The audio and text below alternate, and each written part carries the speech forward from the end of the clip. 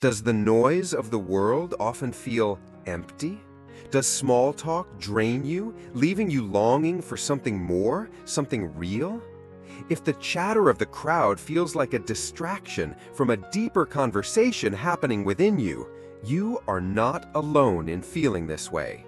This isn't about being antisocial. It's about a mind that sees too clearly. As the poet Rainer Maria Rilke urged, go into yourself. Find out the reason that commands you to write. See whether it has spread its roots into the very depths of your heart. For many, that deep dive reveals a need for quiet. The philosopher Arthur Schopenhauer understood this profoundly. He saw that for many intelligent minds, the constant demand for social connection isn't a joy, but a burden. Not out of arrogance, but because a mind awake to its own depth finds little nourishment in the shallow. Once you truly begin to think, to feel deeply, the small things lose their power to hold you. And much of social life, Schopenhauer would say, is built on these small things. This journey isn't about feeling superior, it's about understanding solitude, not as a lack, but a space for depth, a space where the intelligent mind often finds its truest power. If you're finding resonance in these opening thoughts, you're already part of the Think Abyss community in spirit. Let's explore why this path is chosen. The everyday mind often looks for things to fill it: noise, action, endless new things. But a mind that truly thinks, that questions, that reflects, can't operate in constant chaos. It needs quiet. Imagine a highly skilled artisan trying to craft a delicate masterpiece in the middle of a bustling marketplace. Impossible, isn't it? The mind of a deep thinker is much the same. Schopenhauer believed that the richer your inner world becomes, the less you need from the world outside. Surface-level talk, polite but empty laughter, rituals without meaning, these feel like a poor exchange for the quiet company of your own thoughts. For a person with a vibrant inner life, much of social life feels like a bad deal. Why trade your own clear thoughts, your freedom, your silence, for noise you didn't ask for and company that doesn't truly see you? Friedrich Nietzsche once remarked, "He who has a why to live can bear almost any how." For the deep thinker, their why often resides within, making the how of constant superficial socializing unbearable. To be intelligent is to often outgrow your surroundings. What once entertained you now feels hollow. Jokes that once made you laugh now make you wince. Connections that once felt real now feel like a performance. Schopenhauer observed that as a person grows intellectually, they become more aware of the emptiness in most conversations. The crowd, he suggested, often wants agreement, not insight. It wants to be distracted, not to go deep. And when you bring your whole self, your thinking mind, into that space, you feel the gap. You sense they don't truly want you. They want a simpler version, one that fits more easily. If this description of navigating social spaces as a deep thinker is striking a chord, if you felt that very gap, let us know by giving this video a like. It helps other minds seeking clarity find their way to Think Abyss. So, the intelligent person often pulls back, not because they dislike people, but because their energy is too valuable to waste. Many people fear being alone. The intelligent person often craves it. They understand something fundamental. Solitude isn't about missing company. It's about finding yourself. Consider the story of the ancient philosopher who, when asked why he spent so much time alone, replied, "I am never less alone than when alone." Schopenhauer saw solitude as the place where real thought is born, where creativity stirs, and where you can finally be truly independent. When you are alone, you stop performing. You stop trying to fit in. You stop just reacting. You begin to think. And thinking, genuine thinking, is what keeps you anchored to what's real, especially when the world tries to pull you into illusion. So, the intelligent person steps back, not because they hate others, but because they refuse to lose themselves in the noise of the crowd. Social life promises connection, but how often does it truly deliver? You scroll, you swipe, you show up, you laugh, you nod, you drink, then you leave and feel nothing. Or worse, you feel drained, emptier than before. Schopenhauer believed that most social interaction is a way to pass time, not a way to find meaning. It fills your schedule, but not your soul. It catches your attention, but doesn't deepen your awareness. Blaise Pascal noted that all of humanity's problems stem from man's inability to sit quietly in a room alone. A stark thought, but one that highlights the discomfort many feel with their own unadorned presence.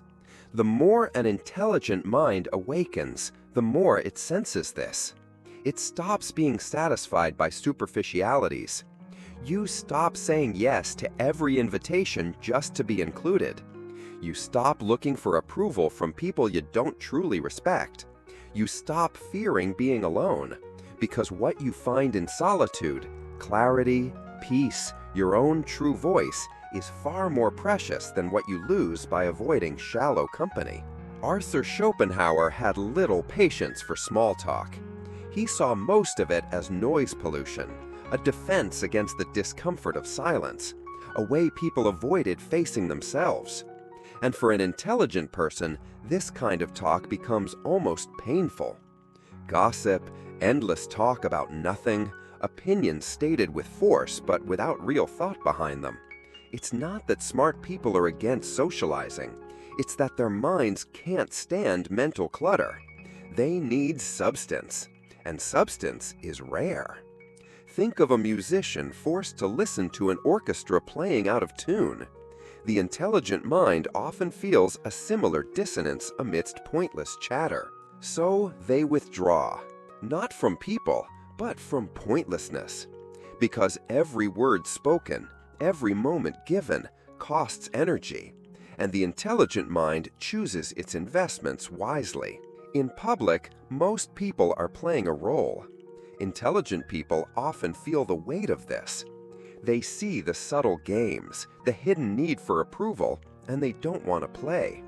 Schopenhauer wrote about how uncomfortable these social masks can be, noting that the wiser a person becomes, the more they value being real over being popular. The crowd wants a show, but a thinking mind is allergic to being fake. So, the wise pull inward, not because they are cold, but because they can no longer stand pretending. Schopenhauer made a vital point that many still miss. Loneliness is the pain of wanting other people. Solitude is the peace of needing no one else to feel complete. Many people chase company because they are afraid to be with themselves. The intelligent person often doesn't share this fear. They've learned to sit in their own quiet. They know that an empty room isn't always lonely. Sometimes it's freeing. Sometimes it's sacred. When you're always surrounded by noise, you can't hear the whispers of your own soul. But in chosen aloneness, that voice becomes clear, strong, undeniable. And the intelligent mind listens.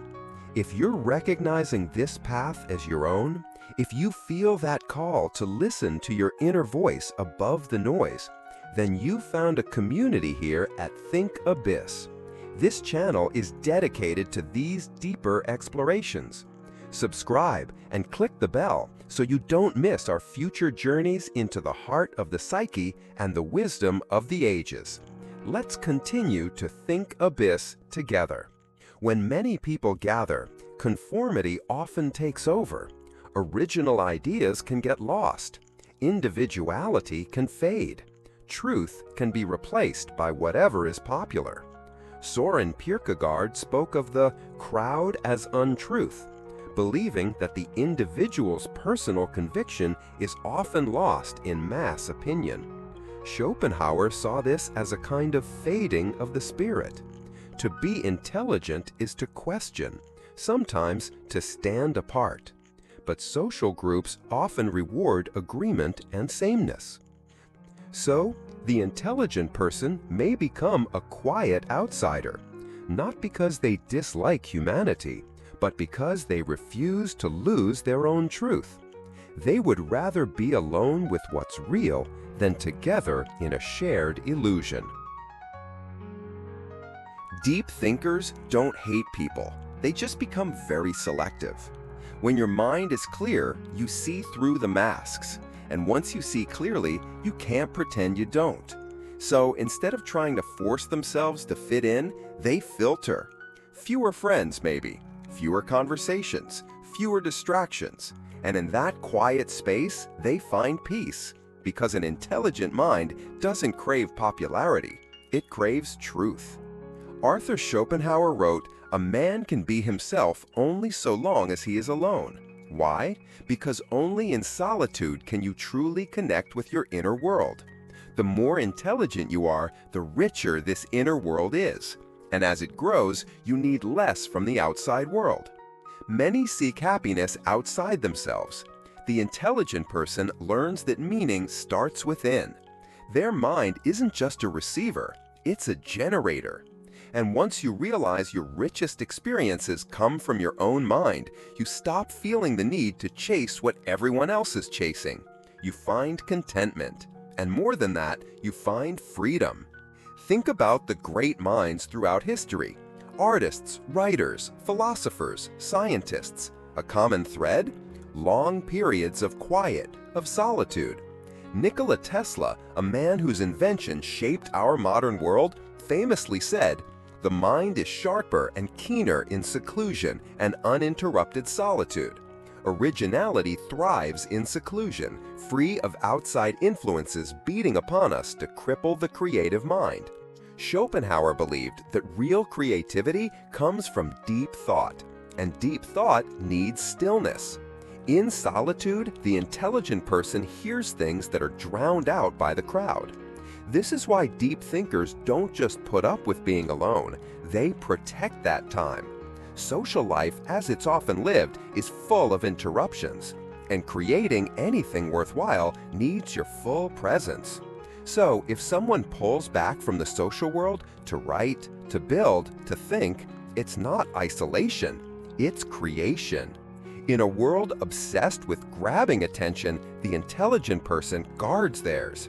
Schopenhauer would say your attention is your most valuable possession. Where your attention goes, your life goes. And shallow socializing, constant interruptions, and meaningless distractions are thieves of your deepest work. So, the intelligent person chooses carefully. Not because they feel superior, but out of self-respect. When your thoughts have weight, you can't afford to scatter them in empty places. There's a popular idea that if you're not always surrounded by people, you must be lonely.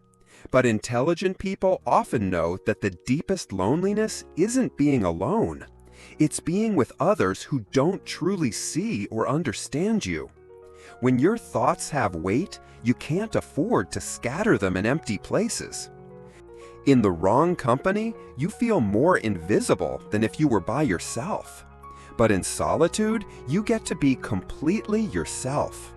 And over time, that feeling becomes deeply satisfying. Once you taste that kind of inner peace, you stop chasing shallow connections. You wait for something real. The final reason intelligent people often step back from constant social life is simple. They've outgrown it. The old jokes aren't funny. The rituals feel empty. The roles feel fake. And the intelligent mind, always growing, no longer fits in places that demand everyone be the same. So, they start to walk alone. And in that solitude, they don't just survive, they thrive. because they finally have room to grow, to think, to truly become. And in Schopenhauer's world, that isn't loss. That is liberation. Schopenhauer didn't just see solitude as a preference. He saw it as a sign of inner growth. He believed people who can't be alone are still looking to the world to tell them who they are. They need attention, praise, distraction, because they're afraid of what they'll find if left alone with themselves. Imagine a young apprentice always needing the master's guidance. The mature artisan, however, finds profound satisfaction working alone in their studio, trusting their own skill and vision. But the intelligent, maturing mind has often faced that fear. They've sat through the silence. They've met the truth there. And because of that, they've stopped chasing outside approval. When you no longer need to prove yourself to others, you finally come home to yourself. And that home is quiet, but it's solid. When intelligent people pull back, they're often misunderstood. People might think they're cold, but Schopenhauer would say they're not disconnected, they're detached. Detachment means you have power. It means you can observe without getting pulled in. You can engage when you choose without being consumed by it. This kind of detachment doesn't mean you stop caring. It means you no longer depend on others for your sense of self. You've stopped looking for wholeness in others because you've built it inside yourself. And once you do that, you stop clinging because you already belong to yourself. In the social world, so much is about how things look. But for the intelligent person, this game gets old fast. They don't want to just act out a life, they want to be truly alive. And that needs self-possession, the quiet power of knowing who you are and needing nothing from anyone to confirm it. Once you possess yourself, you walk your own path. Even if it's a lonely one at times, it's yours. And being real is worth more than all the applause. Schopenhauer also noted subtly that the crowd isn't always trying to be harmful. It's often just lost. Most people aren't bad, they're just distracted. Once the intelligent person truly sees this, they often stop trying to change everyone. Instead, they step aside, not because they're better, but because they see things differently, and they accept that difference. That, Schopenhauer suggested, is where peace begins. The intelligent person learns a hard truth. Most people won't understand them, not because they're superior, but because they think differently. They value quiet. They need depth. They prefer honesty. And most social life doesn't offer much of that. So, instead of forcing connections, they become patient. They wait for real understanding. And in the meantime, they walk alone, not bitter, but whole. Because it's better to be alone with your truth than surrounded by pretense. In his later philosophy, Schopenhauer wasn't suggesting we run from the world in anger. He saw withdrawal as an act of wisdom. It's about choosing where to put your energy. The intelligent person doesn't flee people. They simply understand where real meaning is found. In truth, not in trends. In silence, not in shows. In knowing yourself, not in social status. And when they pull back, it's not defeat, it's alignment. They stop looking for themselves in others. That kind of stepping back isn't weakness, it's freedom. Intelligent people who choose this path may not always be the loudest. They don't need constant attention. But when they do show up, their presence has weight. They've developed selective presence. They are there because they've chosen to be. Their words are thoughtful. Their presence feels whole. This kind of person doesn't need to shout. They are felt. And that impact comes not from how often they're seen, but from how deeply they've seen themselves. As the mind truly matures, it starts to want peace more than anything. Not fame, not endless excitement, not constant approval, just peace. Schopenhauer saw this as the real goal of philosophy, not just theories, but stillness. The intelligent person no longer needs constant talk. They've learned that most answers come in silence. Most clarity comes in solitude. Most wisdom grows when the noise stops. So they simplify. And by letting go, they gain something priceless: inner peace. There is a quiet ache that many intelligent people know, the ache of being misunderstood. But over time, even that can fade, because they realize you don't need everyone to understand you to be whole. The world may never fully grasp your depth, but if you understand yourself, fully, honestly, bravely, then nothing essential is missing. Schopenhauer's invitation was simple: be alone, be still. Let the world be as it is. Because once you are the master of your own mind, the world can no longer take that true self from you. So, if you are someone who has always found more peace in solitude than in crowds, if the constant noise of the world often leaves you feeling drained, if you have ever felt a strange guilt for pulling away from what others seem to chase with such fervor, let this be a clear and powerful reminder to your soul. You are not broken. You are not cold. You are not failing. You are thinking. You are evolving. You are courageously listening to the quiet, persistent voice of your authentic self. And that, in this often deafening world, is a rare and precious gift. In a world addicted to noise, you have chosen the demanding path of depth. In a culture obsessed with being seen, you have chosen the quiet strength of silence. In a time of endless imitation, you have chosen the often solitary road of your own truth. You are not alone in walking alone. Many kindred spirits share this path. And if these words, these reflections inspired by Schopenhauer and other truth seekers, have touched something deep within you, let this moment be a signpost on your journey. We invite you to share your experience in the comments below. Perhaps write, "I choose depth over noise." Let others see that this path of solitude is not one of emptiness, but of profound clarity and self-discovery. And if you are on this journey of introspection and authentic living with us at Thinkabis, please subscribe and ring the bell for notifications.